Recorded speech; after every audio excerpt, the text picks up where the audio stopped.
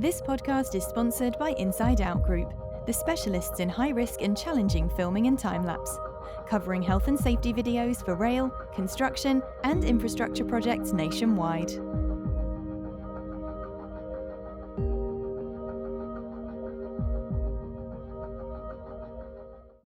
And we are live. Welcome to this week's Safer Than Your Average. On the show this week, we have a very special guest all the way from Hong Kong, former IOSH president, Vincent. Vincent, if you want to just come in and tell us a little bit about yourself and do a bit of an introduction. Well, depends on how much time you will give me. It could be 2 seconds, I'm Vincent Ho, and get it done. Or it could be 5 hours, just tell you from the beginning of my life till wherever it is. Seriously, as you said, I'm from Hong Kong. I was born and raised in Hong Kong. But then my mother's side and had moved to the USA in the 50s. So long time ago, 40s, 50s, they're one of the railway workers. And then, so my mother's side family moved to New York and Queens. So I was about 16 or so. So I left Hong Kong, went to Australia, finished my high school, and then I went to USA to join my family. And then I was there working my butt off like everybody else. I dropped out from school after high school, saved up enough money, and then went to college. I got into UCLA, the University of California, Los Angeles, back in, well, I spent most of my time in LA. And I got in there and somehow something kicked in and changed my brain. I used to be in the bottom of my class in Hong Kong and something just kicked in. So I finished my BS and MS in 3 years at UCLA and then continue on my PhD in nuclear engineering, specializing in risk assessment and management. So in the 70s and 80s, well, oops, I'm telling you how old I am. Risk assessment really blossomed in the nuclear field. And the reason is that when the nuclear energy came out, you like it or not, it came out in the 60s, it was something that's so far advanced compared to regular fossil plant. So all the prescriptive regulation doesn't really work on them. So we have to come up with a risk assessment, find out what the risk level should be and how each plant can achieve that level and find out what can go wrong.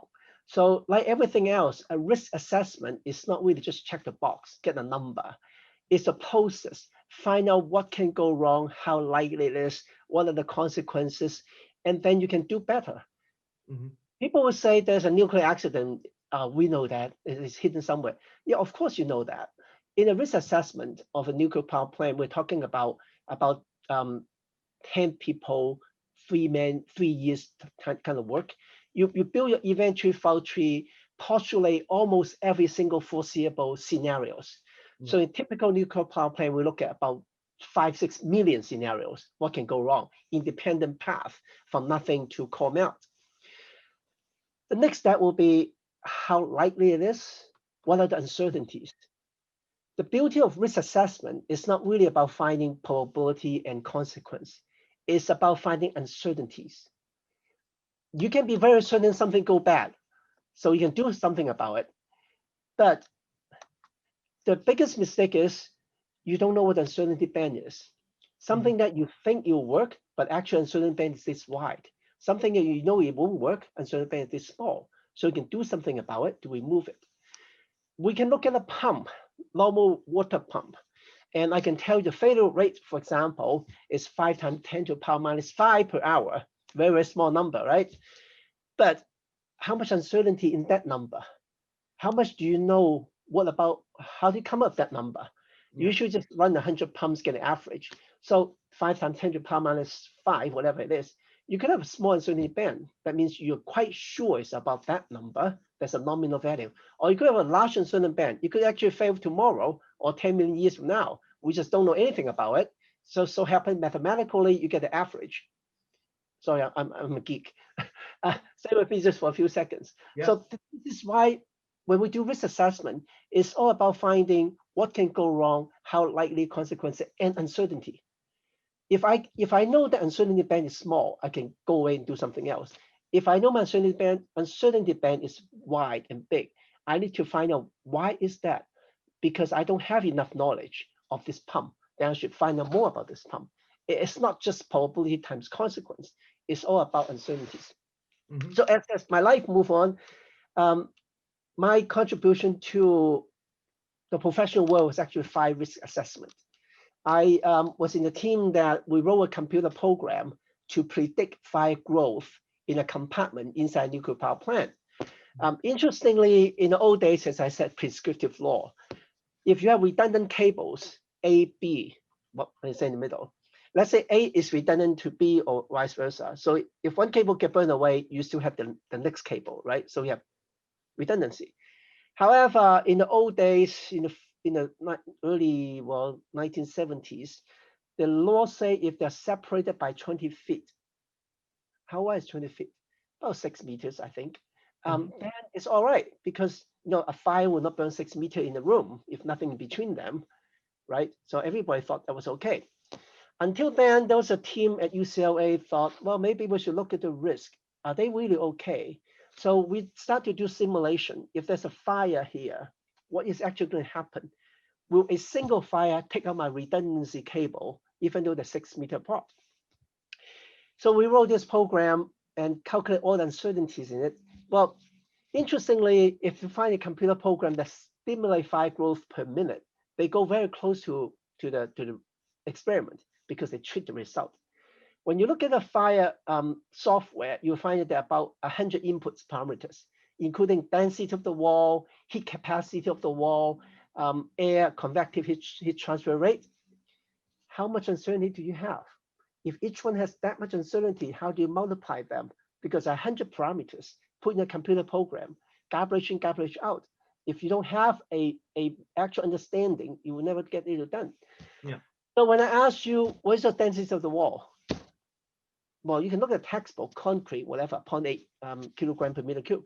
But how do you know exactly the wall behind you? You don't know until you get a part out of it and test. So there's uncertainty in there. So we have this computer program that can estimate, given a certain fire size, heat release rate, and how soon both cable will burn out. Yeah. So interestingly, given a certain fire size, like let's say 2 megawatt fire, both cable burn out within 10 minutes.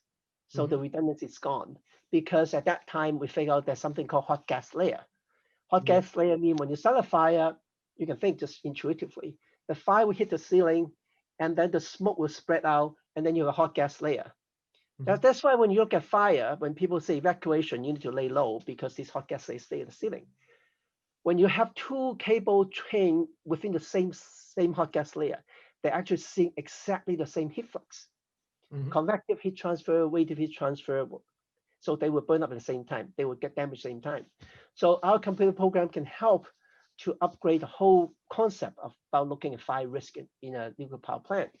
So by the US Nuclear Regulatory Commission back in 1986 or 7, they sent a generic letter 8820 to say my computer program is the only one that's recognized to be used for nuclear power plant individual plant examination for external events. Quite a long name. So I became a fire risk expert and internationally well known. Basically, 10 guys in the whole world can do that, and I'm one of them. But life goes on. So I became a management consultant and worked with transportation, weapons, and other area using my risk management background. It turns out risk assessment and risk management is very portable. You can go from one industry to another industry because it's the same thing. What can go wrong? How likely it is? So I can drive people to think about that. Well, of course, I'm not a railway engineer. They will have better knowledge in the subject matter, but I know how to do the risk model. So I do that quite successfully again. Lucky. I'm just being lucky my whole life. And then I came back to Hong Kong in 1999, recruited by company. I never thought I would come back to Hong Kong, but things just happened. From the time they make an offer to the time I land in Hong Kong, with my wife and my family never thought about coming back to Hong Kong. It was just 1 month time. So I talked to my wife. She go, yeah, go, let's go. Yeah, okay. How? pack things up. Okay, so we ship a container, all my stuff, and with my 2-year-old child, not in a container, but carry with us. So we came to Hong Kong, and then I'm here ever since. Our original plan was to stay here for 3 years, and then go back to LA, remodel our house, and then just go on. So it's like there's a movie called Internal Affair. Someone worked undercover like three years, and then 3 years, and then 3 years. Now it's 21st year. So a 3-year cycle has gone. I'm still here. Why I want to stay here? Because there's so much work I can do here. The risk assessment, risk management in this area are still behind. So I can use my knowledge to help people to understand more and how to build a model, how to do the stuff. So how to get into OSH? I was the head of risk management in a company that recruited me. And then they asked me to take over corporate safety as well. I said, yeah, okay, safety, risk, same thing, right? So I become involved into occupational safety and health. That's probably about 2002 timeframe.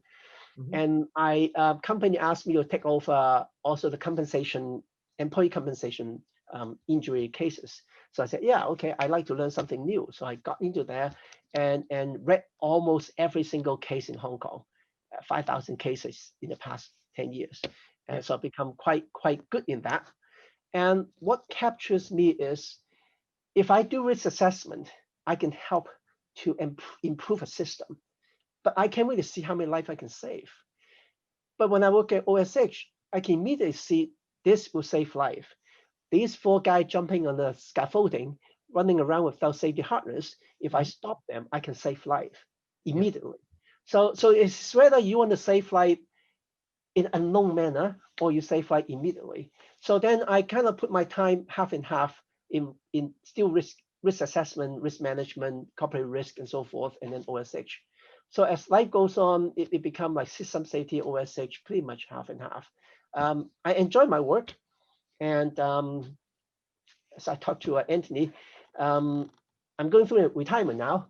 I'm actually already retired back in August. Wow. And I'm going through my extension. I'll retire again in December.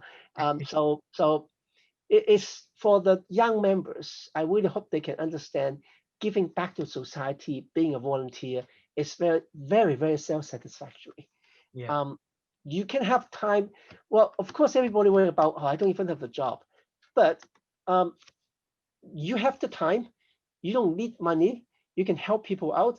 Being a mentor of high school students, giving talks, share experience, working in Irish family, that's also volunteer work, right? I'm not rich. I'm not well-to-do at all.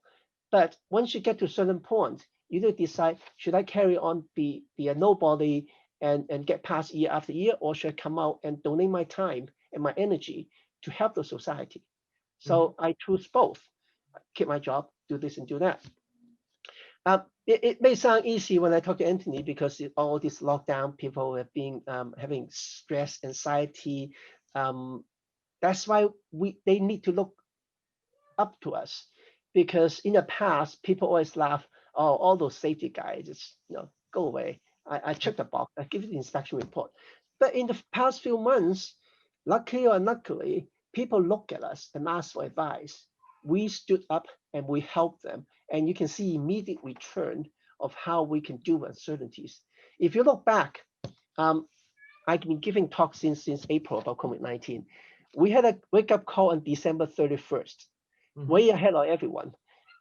We actually know something going on in China by reading newspaper, but all laugh at it. Oh, it's 3,000 miles away. It never come to Hong Kong. Yeah, it was going to go, oh, it's a flu. It would be go away.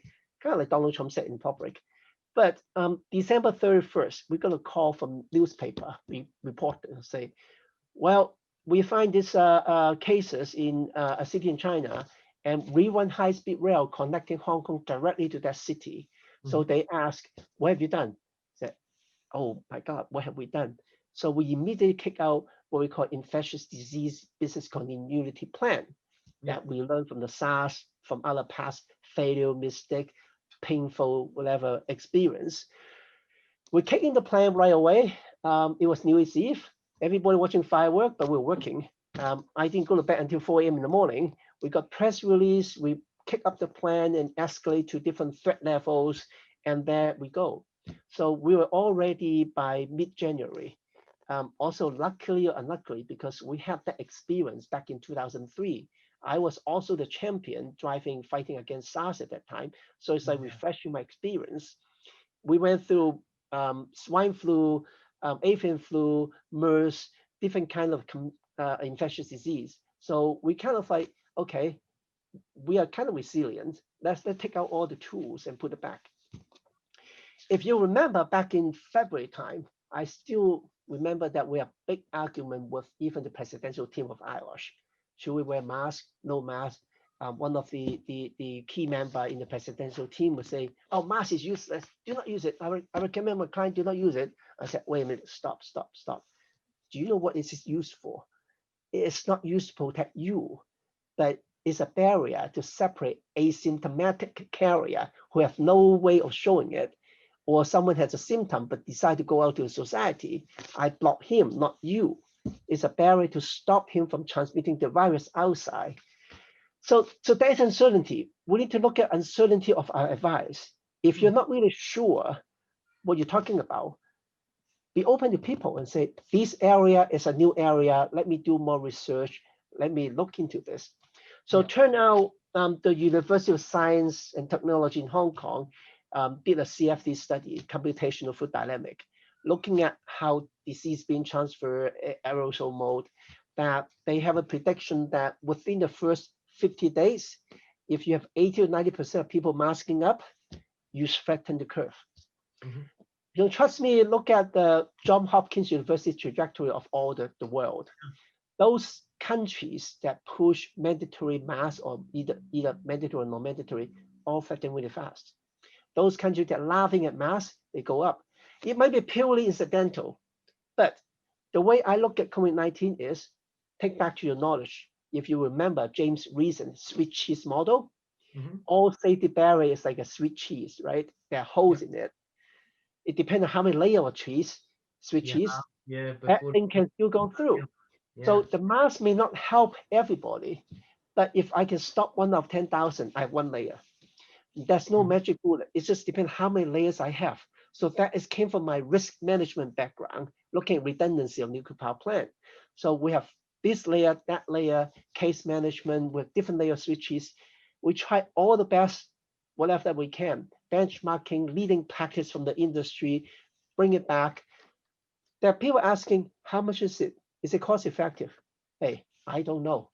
I do not know, but I know it will stop something as long as it's not being harmful, as long as it's being negative impact to people, we should do it. I have budget, push for it. Life has no price. Why you want to do OSH? Because you want to save life. You want to make world as a better and safer place for tomorrow. How do you face a family member coming back and say, my daddy died because you didn't give him enough adequate protection equipment at work? How do you feel? How do you see husband and wife coming to you? The bread butter maker just passed away because you didn't put in your knowledge to help stop that. You didn't put in that extra layer of sweet cheese. You didn't fight for the budget to get for it. Fortunately, my company quite support safety, and we pretty much can put in any layer of sweet cheese we want. Temperature scanning at entrance, some people say useless. I don't know, it might be, but it's not really to catch people. If you think that way, I may stop 1 in 10,000, but I still stop it. It's also a gesture. I put a temperature measuring here. If you come to Hong Kong, every single restaurant and department store will have one, even 7-Eleven, even golf play. This is sort of like a sign. It's like a burger alarm sign you put on your window to say, I have a burger alarm, do not come in. So if people, they have a fever, mild fever, they just want to get something to eat, they put a face mask, I cannot stop them until I can measure it. So it turns out we might stop 1 in 20,000, really, 1 in about 20,000. Do I use that sweet cheese layer? Is that going to help? It will help something. It won't help that, it will help this, but it's one of my many layers. And the key message is, look, I have this here. If you're sick, do not come in or I'll catch you. So people look at, oh, I better go somewhere else. So that's how we look at COVID-19. The more layers, the better. And The only one thing that we have doubt on is this disinfection channel or tunnel. I don't know if we have seen it or not. That people make a tunnel, you walk through it, disinfection spray on you, there's UV light whatsoever. We look at it, we don't think it's going to be helpful. It actually has a negative impact on the person. So that is not going to be one of my layers. Why is negative? Even though whatever you spray, supposedly manufacturer gives you a bunch of harmless MSDS material, that shit, but you suck in your lung, you don't know. I don't know what that is. Plus, what if I'm wearing a $50,000 suit and you spray something on me and I get discoloring? I'm going to sue you. So you got money. And you also got false impression to people that once you walk through it, you're bulletproof. But the virus is inside your body, not on your clothes. And the mode of transmission by touching clothes is pretty much zero. There's no evidence showing that people can touch clothes and get it. So the infection channel with UV light, when you look at it, it's bad for your eyes, right? So why do you want it? It turns out people use that only when you come out from a dirty room because you're dirty, you want to be disinfected. It's like you work in a virus lab, you come out, you want to make sure you're not carrying virus outside. But if you walk in the street, you're going to go home. Why are you going to tell people your virus over your body? You don't. So they have their own specific use, but not for general consumption.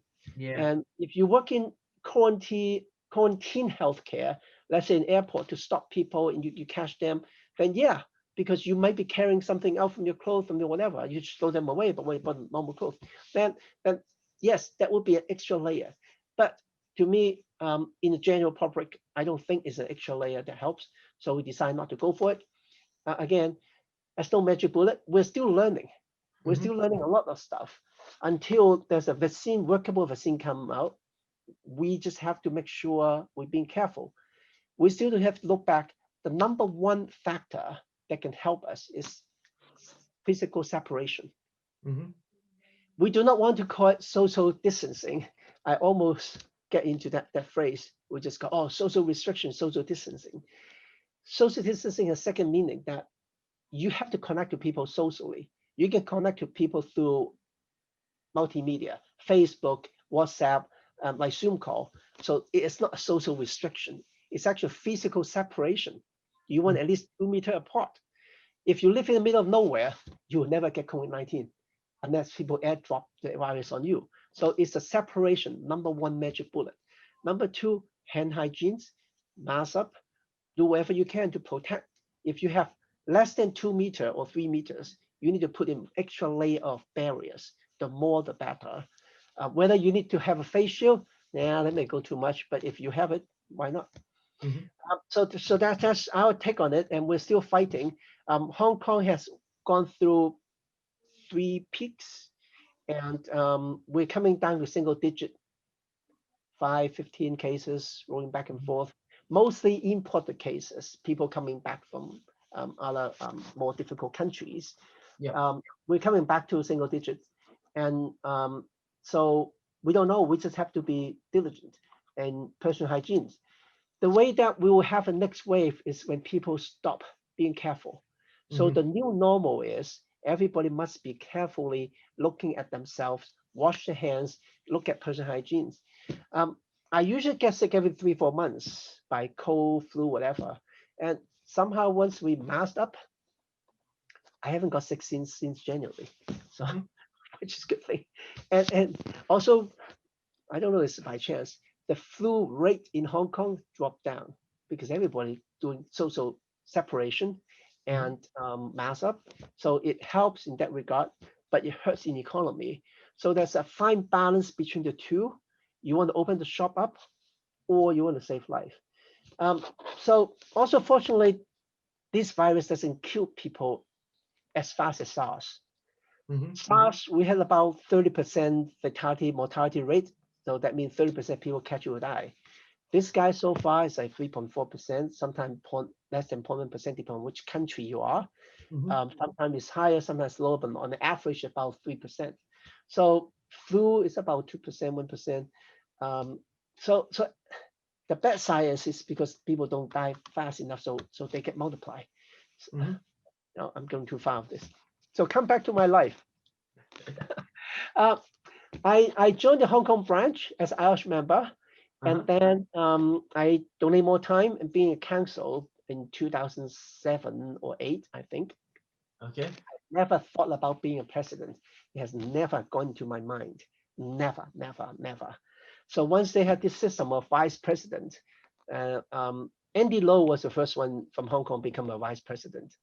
So he asked me, well, why don't you join this presidential team too? I said, nah, it's not for me. It's for someone else. But is that thinking is for someone else stop you and everybody become a volunteer to the next level? Yeah. Step up, take the responsibility, unless you have constraint like family, other issues. If you have the time, the energy, I don't want to call it ambition, but just giving back to the community, giving back to IOSH. They help you. You gain knowledge through the CBD program. So giving back to the community of IOSH. So I became a vice president in 2015. Again, never thought I'll become a president. It's never happened. Now just go away. Don't joke. Don't even joke about it. We from Hong Kong, how can we be a president? But somehow something happened. It's like a dream. Something happened. Suddenly I become the president. First Asian guy based in Hong Kong, based in Asia, out of our 75 years of history. It wasn't by design, but it works out. Thank you. I take it. But I think the message is, if a guy from Hong Kong can do it, anyone can do it. That is a strong message that we send out. If you look at the council election, it has gone to the point that 12 people run for it.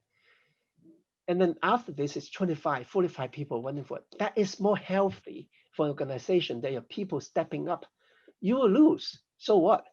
You step up, you lose, and you try again, and someone else will move on. But at least you tried. If you never try, you never know what's going to happen. So I tried, and I was lucky. So I get to this stage. So everybody can be lucky in some point. Luckily, my background allows me to talk to different countries, share experience. I can always lean back to my OSH and risk assessment background and talk about different areas. And we help to push the No Time to Lose program. It was actually launched in Asia, in Hong Kong in 2014. We were the first one to launch it. So I get some background in it. And being a No Time to Lose ambassador is sort of, I've done that before, let me do it again. So here I am. Spent my first year of presidency, and I always joke that I have the best year compared to everybody else. Not because I'm Donald Trump, it's because I have the best president-elect that my next president won't have. That was a joke. And I have the best past president that my next president will not have. So my past president, immediate past, was Craig Foyle. Very, very nice guy. Very smart. Know everything has on. So he's sort of like mentoring me in the early stage. And you all know Andrew Sharman. He was the president-elect in my year. And the three of us worked together really, really well. It was the personal dynamics, and all three are looking at three different areas with no cross interest whatsoever. So that is the way it should be. We work in IOSH, it's a family. We should treat each other like family, because we come here because we want to be here. It's not because someone put a gun in my head to come here. So if you're here, enjoy it. And giving back to the institution and do whatever we can. I think that's a message I send out. Now I'm stepping down officially on the 25th or 26th, depends on which time zone you are, October, that I'm no longer immediate past president. So am I going to stop all my involvement with IOSH? Might be. I will stop my involvement with the council because I deeply believe, well, my personal opinion only, a past president should just move on, should not go back to the council. Otherwise, someone else should take up the plate. There's always someone there. No one is expendable. So even back in Hong Kong branch, I was a branch chair in 2007. I started to set the rule that no branch chair should become a member again. You got to leave, cycle out. You can be honorary advisor, but if you come back, you occupy a seat We have 790 members in Hong Kong. I cannot find 12 people. I don't believe it. There's going to be someone who step up the plate, like myself 5 years ago, step up, and we're going to give them opportunities. Everybody can be a rising star. So now we have a new president-elect, they all step up. So the message coming out is, if you're interested in it, be a council member, join the VP pool, one day become president-elect. And then you can really, really giving back to society by opening up the horizon. In my year, my first trip was to Austria, Vienna, talk about low time to lose program. Yeah, I know that, I can do that, yeah, easy. And then it never stopped. I went to Malaysia, India, because my area is all Asia Pacific. So I always think it's more cost effective that since I'm in Asia, I take over Asia world. I totally agree with that. So all the activities that were supposed to be done by past president during the presidential year, I let the vice president do it. That's why we have vice presidents. They're not just sitting there having a nice title. So they all get on to doing part of the presidential work during my year, because it so happened that I'm not based in UK, not even Europe. So everybody likes it because everybody get a taste of it, and then roll on. So in the past few years, we built a very, very strong reputation in Asia Pacific area. Australia, India, Middle East, Singapore, everybody start to look at what is IOSH, and now they all know. And every time when I go back and say, oh, Vincent Ho is back, it's not Vincent Ho, IOSH is back. They know we launched No Time to Lose program in Malaysia last year, and India, and everything just go up. We need someone to stay and carry this forward. Some young guys, and so we go exponential. Not just grow a membership, is to grow on the belief that we will have a safer working place in the future because we care. It's really the passion. If you don't care, move on, do something else. You have to care about people. You have to put it back to society. Do not ask for return. Return will come in somewhere, somehow in the line. You just don't know it. It will come back to you. So I didn't ask for it. I become one, and I'm stepping down. I'm happy that I have done it. I'm happy that I stepped up. I'm happy that someone nominated me. Thank you for them. And I'm happy to see every members to step up again. Just voice out, talk to people, explain what IOSH is, help them to join the family. And we only have 48,000 members. If you compare to belonging a member of institution of mechanical engineer, chartered engineer, 120,000. Why can't we grow to that size? We should, we will, we can. It's a matter of how to get the message out, how to tell people OSH is no longer something that, oh, you don't have anything to do, become a safe officer then. No, it should be something that people aspiring to be. When I talk to high school kids, what's a safety officer? They have no idea. They rather be a bus driver or postman, which is very good occupation. I'm not looking down on anything. It's just that, what about safety officer? What is that? Well, let me explain to you. So high school education, high school ambassador is extremely powerful. Road safety, food safety, anything you can teach young kids. They're like a sponge, they absorb it. So when they go to universities, they think, oh yeah, this is going to be a field that I want to become a safety manager or officer, rather than, oh, what can I do now? Yeah, let me try this IOSH thing. No, we don't want that. We want people to actually want it rather than told to do it. We're starting to see that develop through, aren't we, Vincent, that people are selecting safety as a first career choice. Traditionally, people came to it as a second or even third career, but nowadays we're seeing people starting to go out and actively seek a career in health and safety. It's nothing wrong being a second career or third career. Nothing wrong with that. It's just we want to have people being first career that we didn't have before. If you look back 20 years ago, safety pretty much second career. There was nothing taught in university about OSH. So I was start doing that in 2005. A lot of people hate at that time because it kind of like stopped the people not having a degree getting into IOSH. But you got to move, you got to evolve, you got to expand, and you got to elevate yourself. Otherwise, people would not compare us, chartered safety and health professional practitioner, compared to chartered engineers. So we have to move up It may be painful now, but I'm sure 10 years later, when you look back, when I elevate ourselves to in line with engineer, that people in high school aspire to be an OSH practitioner. My first career, I want to be OSH practitioner. That's exactly why we want this OSH career starter sponsorship. Help the university graduate member to stay in IOSH, to stay in the family, 2 years free coverage of their membership fee, so they have no excuse jumping somewhere else. 2 years is good enough for them to go for their chartership. Yeah. If they will not retain their membership fee in IOSH, that means we've done a bad job within that 2 years. We cannot show them IOSH is a good family to take care of everybody. Yeah. So that would be my mistake if they cannot stay. So I think we do whatever we can, another layer of sweet cheese to help the young professionals to move on to the career. Yeah, definitely, definitely. So can you tell us a little bit about the role that you work in day to day that you're about to retire from in Hong Kong, Vincent? What do I do? Yeah. Everybody asks the same question. For people who never thought about retirement, they may need to plan for it. I was just joking, it's almost like a death sentence. You've been working, I've been working almost like 15, 20 hours a day. Suddenly there's a date that I know I'll have nothing to do. Right? It's not like university graduate that you need to go find a job. After school life, you have a job life. It's like, what am I going to do on January 1st? I'm supposed to retire December 31st. New Year's Eve, happy, yeah, see the firework, drink champagne. Yeah. But what about January 1st, 2nd? My wife hates it. Oh, you're going to be at home bugging me every day. I say, yep, I'm counting on it. Unfortunately, I'm still teaching part-time in universities. So there's another universities asking me whether I will stay in Hong Kong and help them out to rebuild their safety program.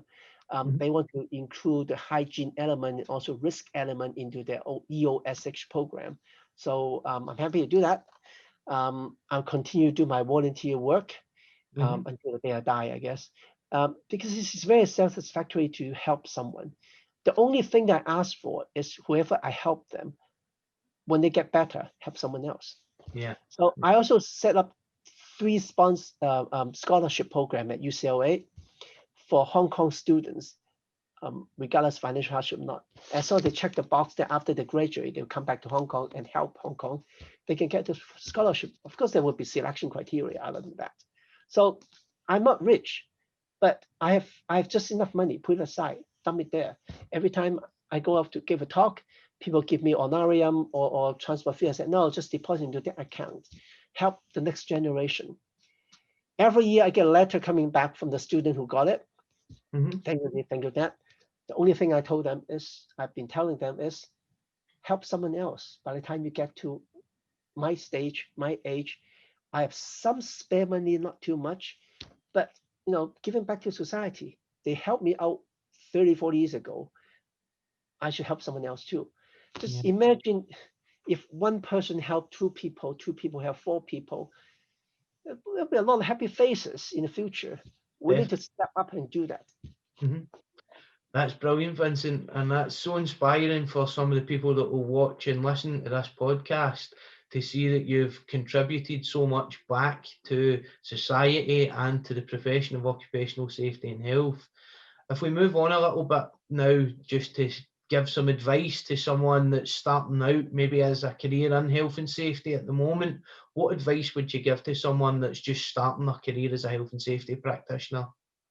Well, depending on when they started, it means they came up from school, get the certification.